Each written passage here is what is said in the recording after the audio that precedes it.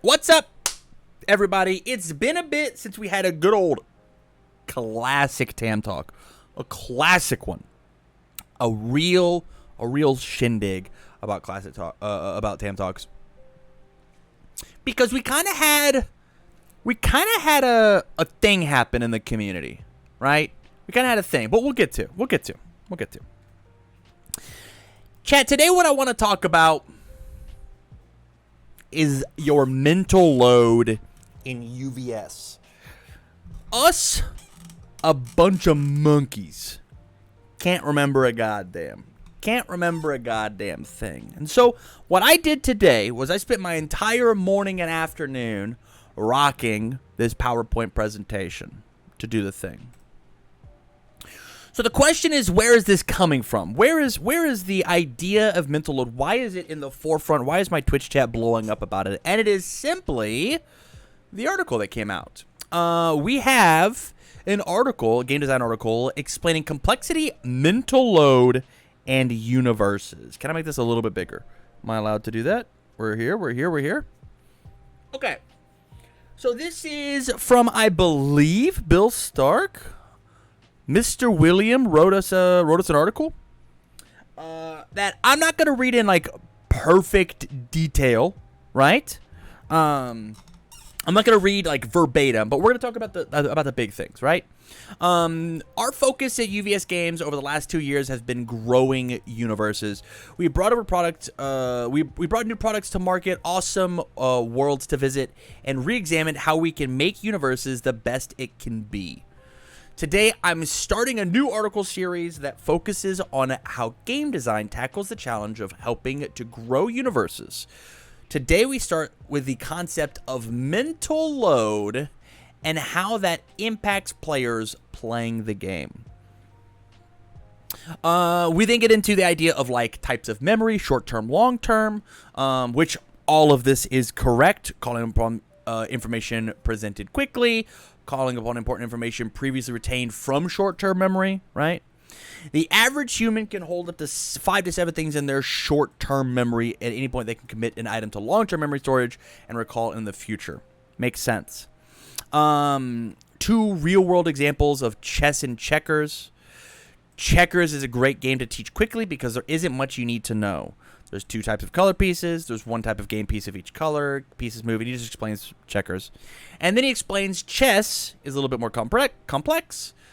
Having 16 pieces on the other side of the board, 32 compared to checkers 24. The idea of learning how to play the game, right? Your day 1, he's correct. It is easier to learn to play checkers than it is to learn to play chess. Day 1, if I was to teach a 5-year-old, actually we'll jump up a little bit. If I was to teach a 7 to 8-year-old how to play checkers or chess, the average 7 or 8-year-old, it is way easier to teach them checkers than it is to teach them chess. He is correct. And a lot of it has to do with the idea of mental load. But then we got into the idea of measuring mental load in UVS, where you can all read this for yourselves, right? There is some of this that I agree with, some of this that I disagree with. As game designers, we manage to question the balance of mental load in games every day. Before we consider the question of whether the mental load in UVS is a healthy spot, we first need to provide a framework of analyzing how to measure it in the first place.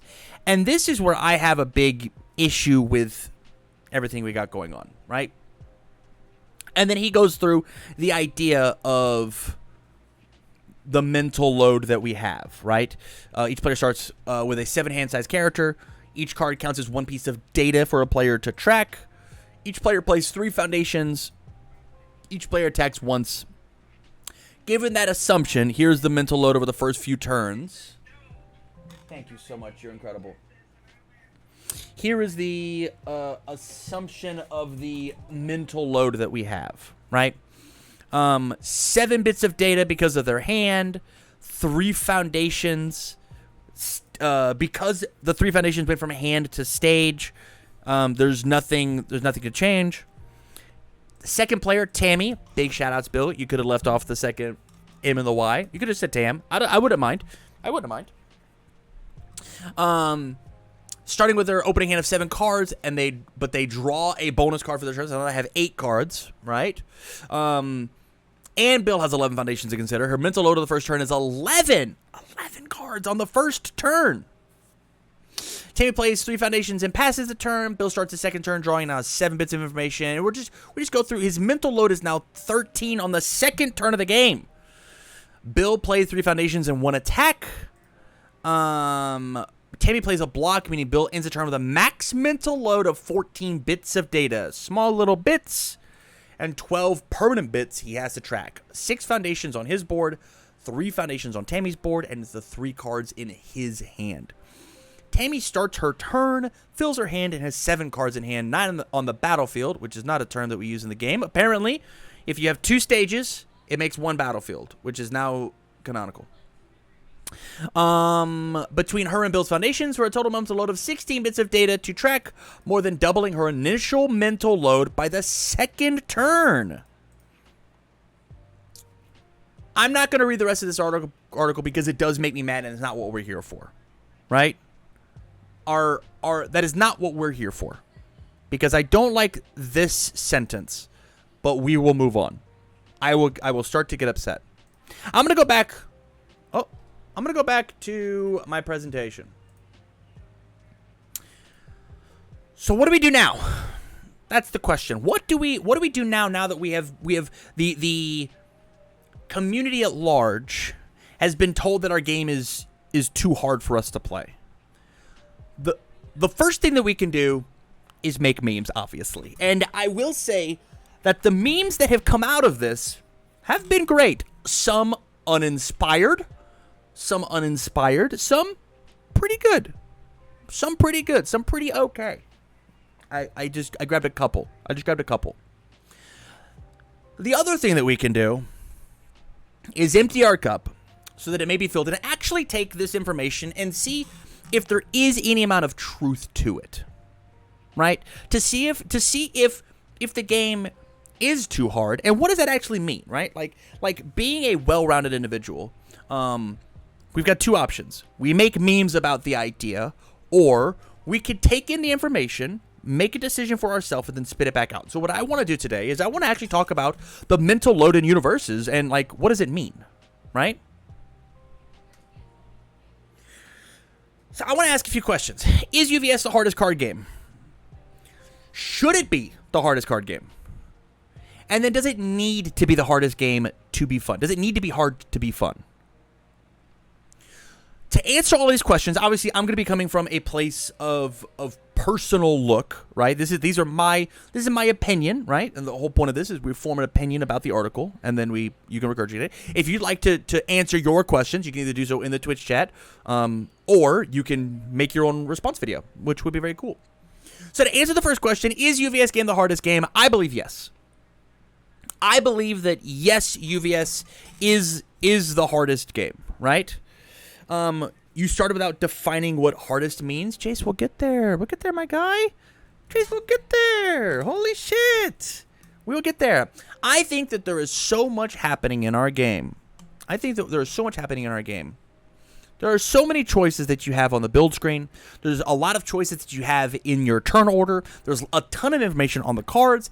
And all this information that you have, and all the choices that you have, and all of this you have, it's difficult for you as well. It's for your opponent as well. Excuse me. Your rival has all these choices as well, right? There's so many choices, and obviously, Thantech here, I thoroughly disagree. Buddy, I'd love to know what the harder game is. Tell me a harder game. I would love to know. But from the games that I've played, which I've played a lot, this is the hardest game that I've played.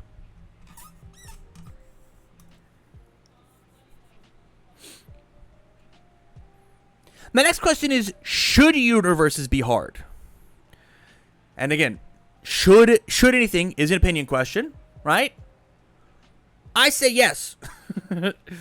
I think that UVS games, I think UVS should be hard. I enjoy the complexity of the game. I like asking these questions and finding answers. That's what I like. I enjoy that.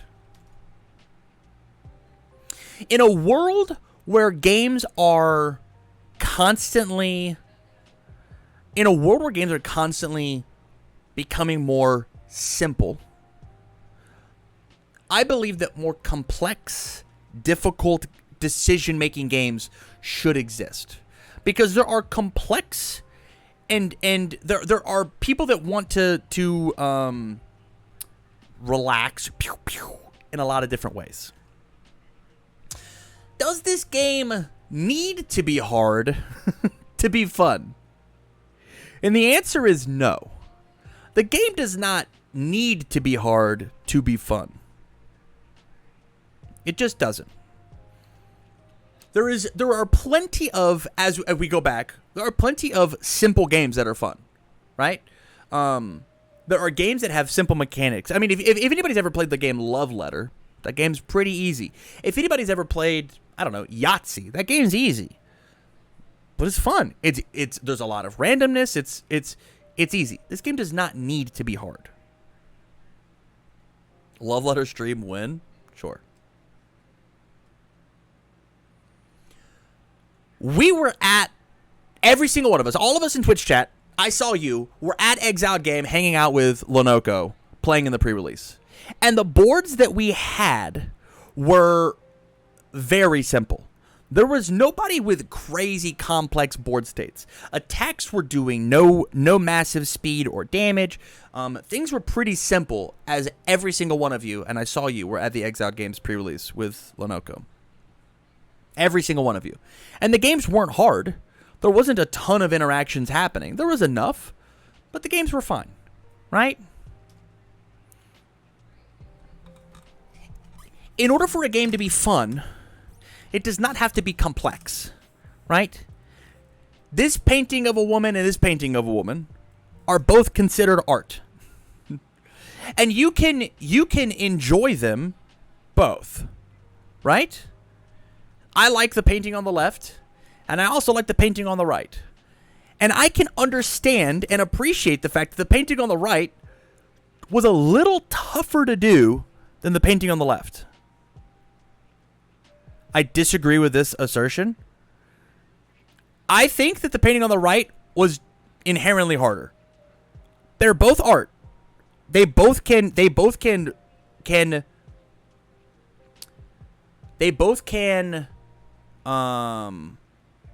I love some abstract art, and you should like abstract art, but what you get out of the left painting and what you get out of the right painting is not, it could be the same with the amount of complexity that the artist put into the painting, right? That the game does not need to be complex to be fun. Oh. They both have expression. Yes, thank you. I was getting locked up.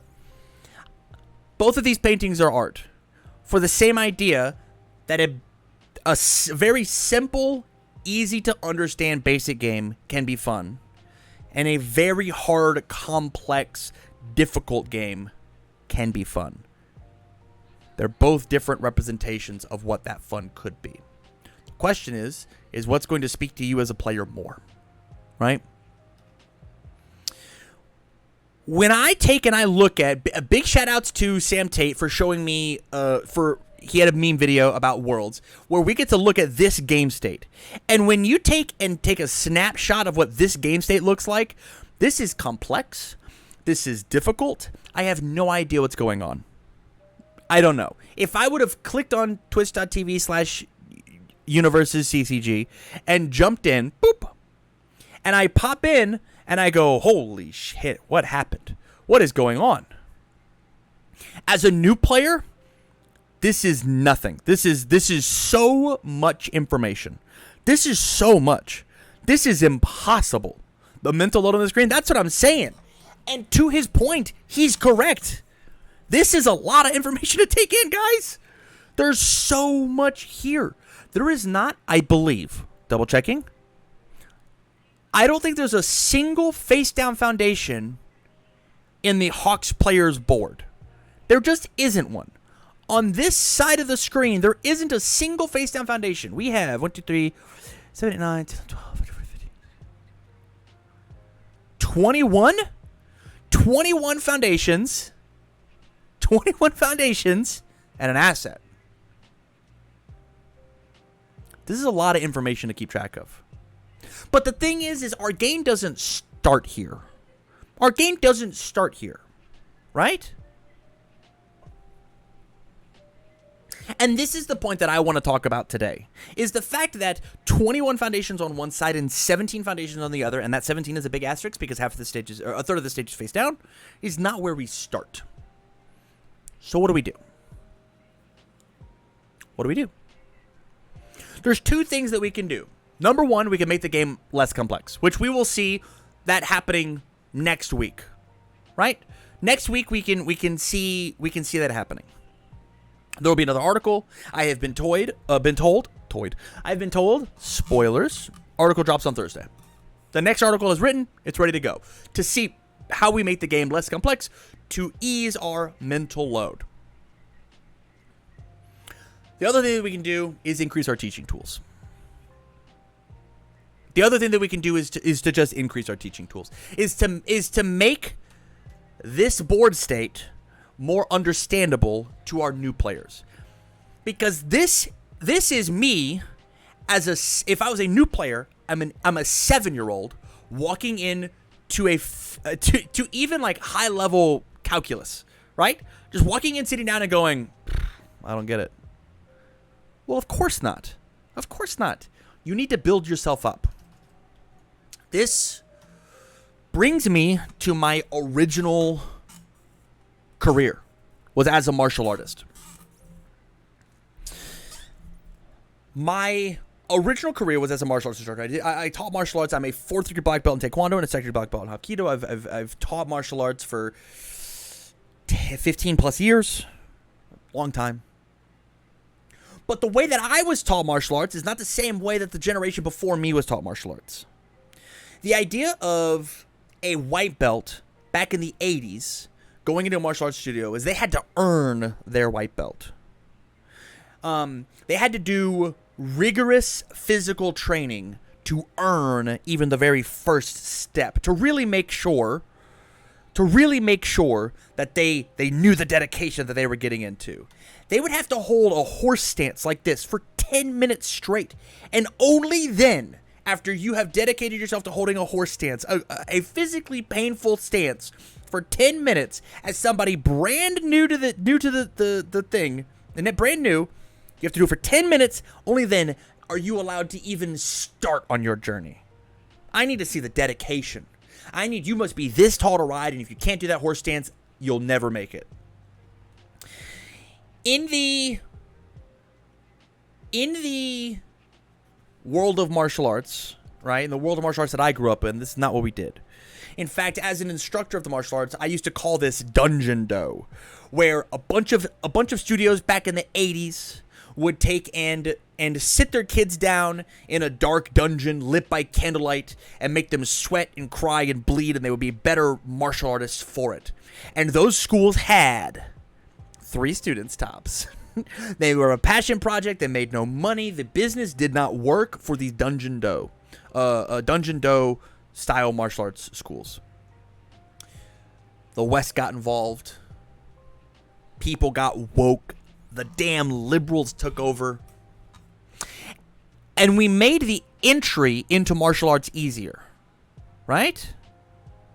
We made the entry to martial arts easier. Hey, you got your white belt. And we scaled up the difficulty later in the training to match the initial input of what this was. We scaled it up. And so, not by earning your white belt could you do this in 10 minutes, but by your yellow or orange belt you could. We moved the goalpost just a little bit so that they could handle it. This is the same idea as what Bill is saying of easing your mental load, which I don't disagree with. I disagree in the way that it's happening. But there is some wiggle room here, I think. Things like the how to play, the things like the official UniVersus how to play, and the new demo decks that they're designing that are, the foundations are very blank. The attacks are blank. Understanding that the mechanics are very good. The fact that it is codified, it is a set number, it is exactly how it is. This is you onboarding somebody really efficiently into the game. This is a beautiful teaching tool to how to play this game. It is. It really, really is. But this is dipping a toe into what they can do in order to make onboarding of the game better. Because currently, I went to Target. I went to Target, and I every time that me and Rebby go to Target, we stop by the card section. And there was one orange barred product up there, and it was a $35 critical role $35 critical role challenger deck. And I looked at all the other products and all the other basic stuff, and they were all $10. And I was like, damn. Not a very good teaching tool. Not a good price point to get somebody into the game. Yeah, most of those cards are pretty simple. Most of those cards are a pretty good segueing point. But we should have more of these real basic. I would love to see a very basic, true starter deck exist for our game. Like a really true starter deck. Just doesn't exist. So here's what I'm suggesting. I think that us as the community need to step up, right? Be the change we wish to see in the world. And I'm suggesting that every single person at home bring 2 decks to locals. You should bring your regional winning deck to locals. You 100%. You should absolutely bring your regional winning decks to locals. I do it. I bring the best possible deck that I can, because there are some people, the veterans, who want to play against this. When I fight against white belts, as a black belt level UniVersus players, me kicking the shit out of them does not do anything for me except for make my fundamentals better. It does not. We are not playing a game with them. There are so many times as Asui 3 versus a new player that I have perfected to them two games in a row, because I just block everything that they do, and I play a couple of pokes, and I go, it's your turn, and then I build out a bunch of deadlock, and I go, tee-hee-hee, you can't hurt me. I'm not getting anything from that. They're not getting anything from that. It's not working. It's not doing anything. Bring a casual deck to locals. Bring something small. Bring your $500 Asui 3 water deck, and then bring a Todoroki 2 deck that is worth approximately $25, because, hey, look, guys. This is a pile of commons and uncommons that I just have sitting on my desk. I have so many. Look at these. Look at this. I have so much. I can make a deck out of this. I can take the extra sleeves that I have bought. I can take my gross, disgusting sleeves, so that whenever somebody takes and plays against their freshly out of the box, unbelievably expensive challenger deck, for the first time, I'm not playing for Battle Royale releases, for Falling Skies, for Tasty Riff Asui against it. I'm playing a bunch of commons and uncommon water deck stuff. So that when I sit down at my locals for my 3, maybe 4 round tournament, and I sit down across from them, I take out my casual deck and I play it. And then maybe I win. Hopefully I win. I'm the better player. I'm the black belt. They're the white belt, right? From there, you take, and the next round you play against your local buddy who's tournament grinding with you. Just play the Asui deck. Just play it. It's a locals. It doesn't matter. Regional grinding versus a new player doesn't matter. And I saw somebody, our Ludley, I agree with you, but we're going to do something a little bit different. We're going to make both of these, the casual and the regional winning deck, they're on the same symbol. Because the reason we do this is we take the character card from one and we put it on top of the other. And so now, when I am playing as the common Todoroki deck, I have the stronger character of Asui now piloting it. And so they learn what Asui does. Or then I take the Todoroki, who is a weaker character than Asui, and I put it on top of the less optimized version of the now regional winning deck, and it is a worse deck, and they get to see the jump in power level. And then you can you give them the regional deck once they've figured out how it works, and you give it to them. But giving them the regional winning deck doesn't actually solve the idea of the mental load in which we're talking about, right? But having a deck that has a ton of interaction on my board, on my side, does not actually help them learn to play the game. And again, we go all the way back to, this is supposed to be about increasing teaching tools. We just want to help raise people up so that they can play the game better. But that's a thing that I am going to start implementing. I always carry around 2 starter decks. I take the, hey guys, and this is the coolest part. This is the coolest part. We're gonna go back. Do you guys know that set 1's not legal? Do you guys know that? Do you guys know that all of set 1 isn't legal?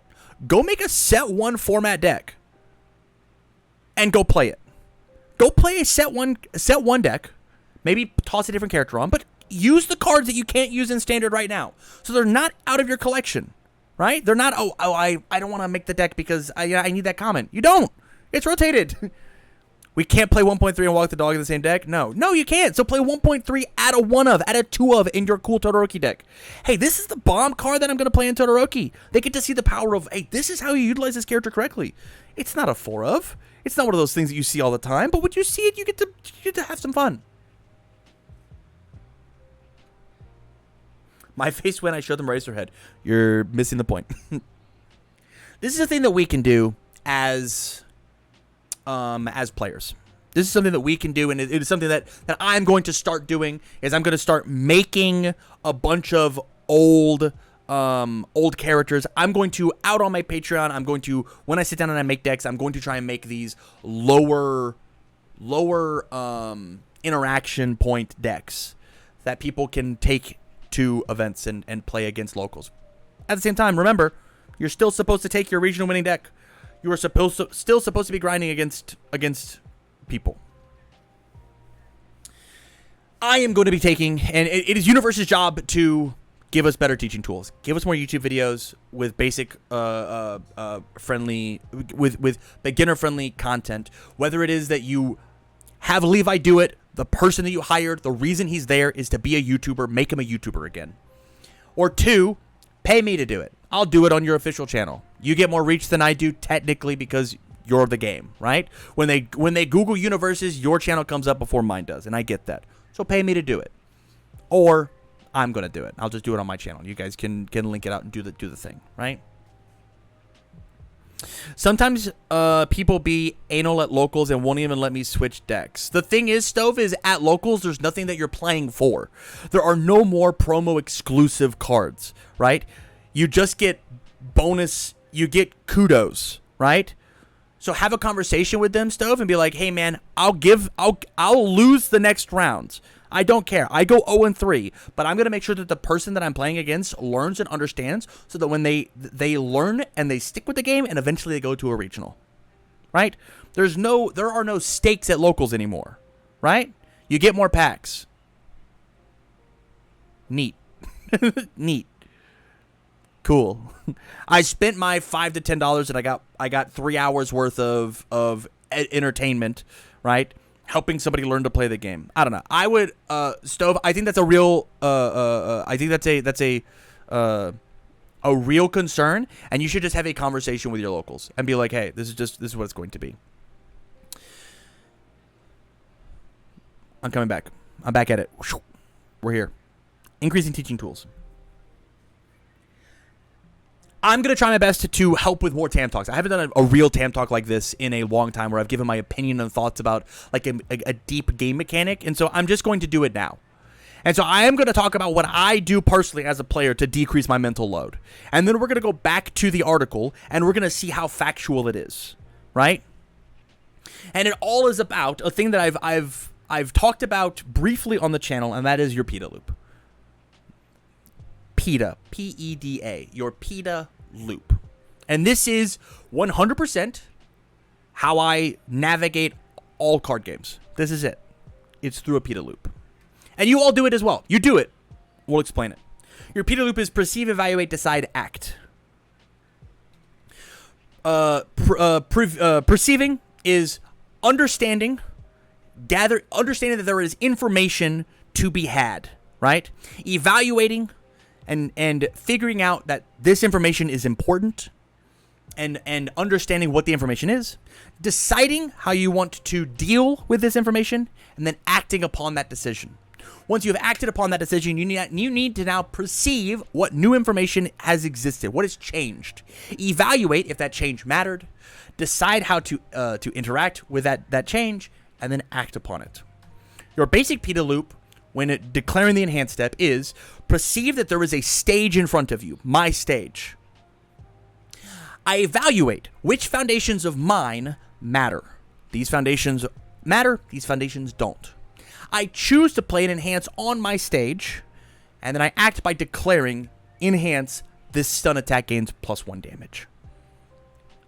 After my stun attack has gained +1 damage, my rival now goes through their PIDA loop and does their thing, whether they declare an enhance or pass. Perceive, evaluate, decide, act. Perceive, evaluate, decide, act.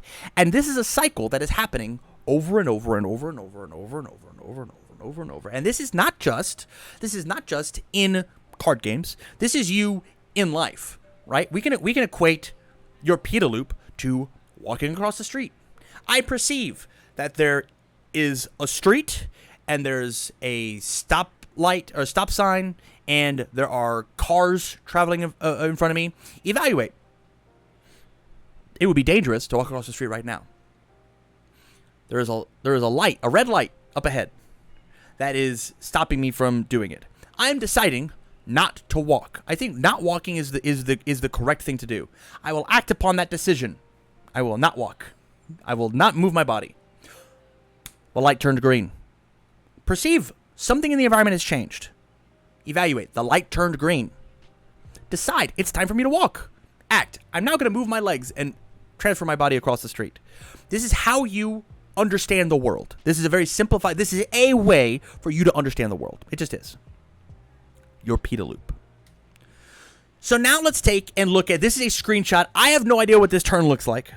This is a screenshot from today's top 8 video. You can tell that I screenshotted it very quickly. I still have the escape button for my YouTube and my YouTube title still up here, right?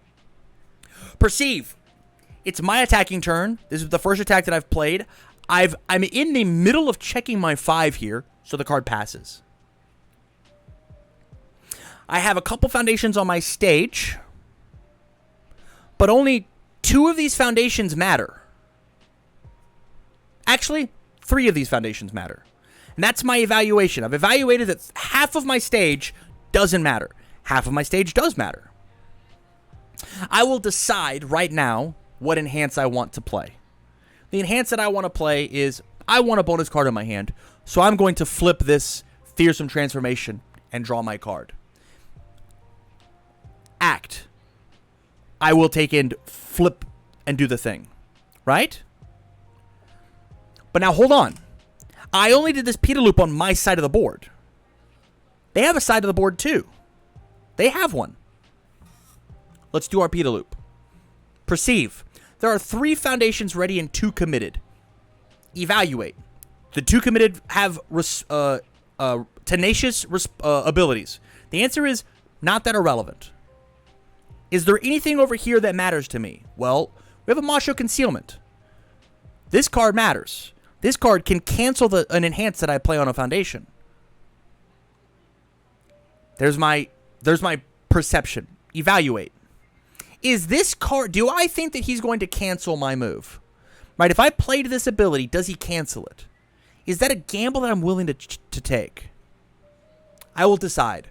Yeah, I want to flip the card. I want to try to draw the card. If anything, it gets him to commit the foundation, which I think is cool because of the other cards that I have in my hand. I have more gas. I have more stuff to do. Act. Enhance. I'll flip a foundation because I have a momentum. I'll draw a card. That's my thought process. Not one time did I think, oh my goodness, I have a face down foundation. Okay, I've got +1 on my check later on next turn. That's a data point of information that I need to keep track of. I've got a class membership. If we somehow get to my rival's turn, I now have to take and consider, okay, if I partial block a thing, I'll gain 2 health by flipping it, so I need to keep this card ready. So during this enhanced step, none of this matters. Because we are all about compartmentalizing information. What cards do I need now? What cards do they need now? And what does the game state information tell us?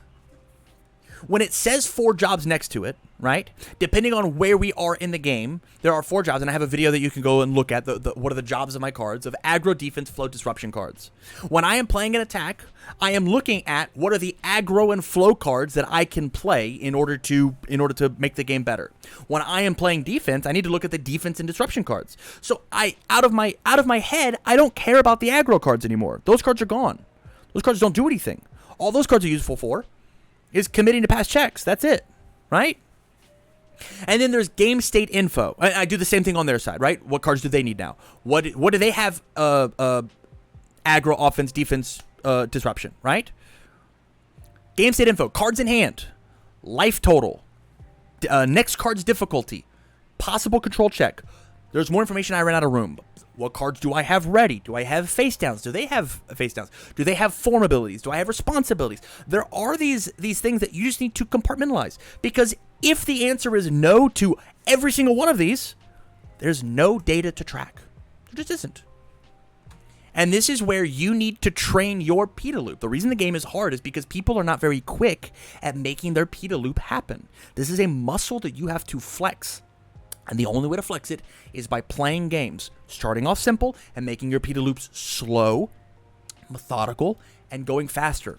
So that whenever you get into this situation, we have blood curdle on the field, right? And I should have waited for an attack, right? Because I'm doing this. This is a clip from a meme video, right? Big shout out to Ace Maneuvers again. If the Hawks player was hit with a stun 1 enhance, what's the foundation you pick? What's the foundation? Well, if you've played this Hawks game and you've already gotten to this point, everybody here knows. The 44 people in my Twitch chat know that the correct answer is it can't be fixed. All worked up? Why would you commit all worked up? It can't be fixed. That's the answer. The playable all committed flip rebuild a card. Right? Oh wait, we had all worked up. All worked up is a commit cost ability. It has a tenacious ability on it. And so, oh wait, all worked up is over on this side. This doesn't matter. It can't be fixed is on the Hawks' side, right? Edge shot is attacking, and then we've got Hawks on this side, right? Hawks got stunned. And so it can't be fixed is the correct answer. You all compartmentalized that if stun, this is the one we pick. You did that already. Right? That is what makes this game hard. Is the fact that people can't run through their PETA loop fast enough. Or you get so overloaded that in that game state, your PETA loop is crazy. I don't know. The perceived part of it is so much information. My computer starts to run slow. It is difficult for me to evaluate what I've perceived. It is difficult for me to decide and act upon the information that I have evaluated. That's tough.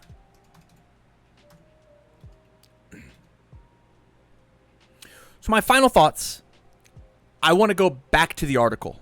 And I want to talk about the PETA loop process that Bill's talking about. Each player starts with a 7 hand-sized character. If all 7 of those cards are foundations, you now have 7 points of information that you have to keep track of. And the 7 points of information are just the difficulty in the top left corner. But let's say on average, right, it's a 5 foundation 2 attack hit. You now have 5 points of information because it's turn 1, and I know I can't play these 2 cards, right? This is a simple article. I'm ripping it apart, and I know, but everybody went crazy with the memes, and so I'm just doing it. I played my 3 foundations per turn, so I'm down to 5, my 4 cards in hand, right? I'm not allowed to play an attack on turn 1. I do not have a mental load of 7. I have a mental load of 5 because of the cards that I drew.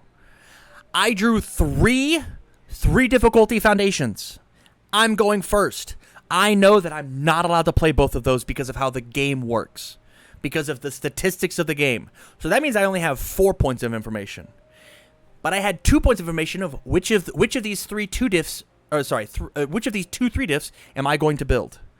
I compartmentalized it. It's this one. So there's my 1 out of the 3 remaining cards. What's my build order? Okay, I built this 3 diff, this 2 diff, this 1 diff. I'll pass my turn. I can't build the other 3 diff. It doesn't work, right? My mental load is not 7 because my rival cannot interact with the foundations that I built. They can't. They don't get to do things. Unless, of course, run through repeat a loop. Did I build a hero killer on turn 1? If I built a hero killer on turn 1, that is a point of information that I need. 1 point of information that I need to take care of because that's the only thing that matters on my board. Everything else, I can run through repeat a loop later. Tammy starts with her opening hand of 7 cards and draws for a turn, and Bill has 3 foundations to consider. She does not have 3 foundations to consider. She does 1 Peta Loop and realizes that those 3 foundations don't matter. Put them out of your brain. Get rid of them out of your long-term memory. They're gone. I don't need them anymore. Get rid of them out of your short-term memory. I don't need them anymore. I'm going to build out my 3 foundations and pass. My mental load is not 11. I don't care about Bill's foundations. I don't. Tammy plays 3 foundations and passes the turn. Bill starts his second turn after drawing and now has 7 bits of data in his hand. Maybe. Yes, I have 7 bits of data. 3 in his card pool. And 3 in Tammy's stage, making his mental load 13. Hold on, we got to go back. Starts his second turn after drawing. He now has 7 bits of data in his hand. 3 in his card pool. And 3 in... Why does he have 3 in his card pool? I think this is supposed to be also in his stage. 7 in hand, 3 in his stage, 3 in Tammy's stage. We should fix this, Bill.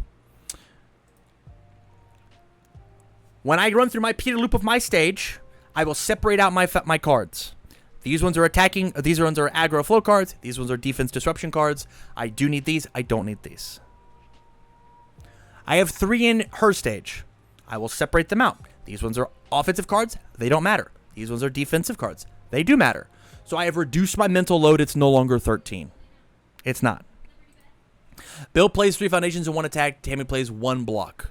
Meaning Bill ends his turn with a maximum mental load of 14 bits of data.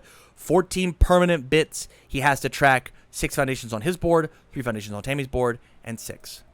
This is true, but it's deceiving. Run through your Peta Loop. Understand that you do not have 13, sorry, you do not, Tammy does not have 16 bits of data to track because the cards of our job, the jobs of our cards, they're important. And don't get me started whenever we go back to this slide. Oh, I missed it. Sorry. We're here. Wait, I must have missed it. Hold on. When we're here. Because when we look at what's in Edge Shot's stage, this card doesn't matter. This card doesn't matter. This card doesn't matter. None of these face downs matter. So in a 17 card stage, there are 10 that actually matter. That's only 3 above the 7 that I have to remember. That's only 3 above.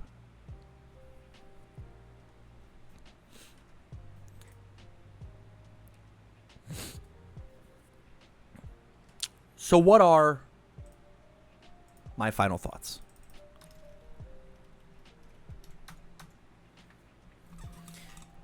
I think that what Bill said in a very small article is true. I think how he presented it is misleading. I think it is a way to push a narrative that isn't necessarily true and really supports his thought of the game needs to be simpler because of all of these points. That's not true. The game needs to be taught better. And is it the job of the designer to teach the game better? No. The job of the designer is to design a very cool, very fun game. And it is his choice as an outsider looking in, as somebody had to examine the game engine of UniVersus to decide, does he want... I have to look. How does he want to paint? Because again, both of these are art. And people are going to find enjoyment out of both of these paintings. But almost every single UniVersus player that I know likes how the Mona Lisa looks more than the other drawing. Because that's what we're drawn to when it comes to this game. Most UniVersus players feel that way.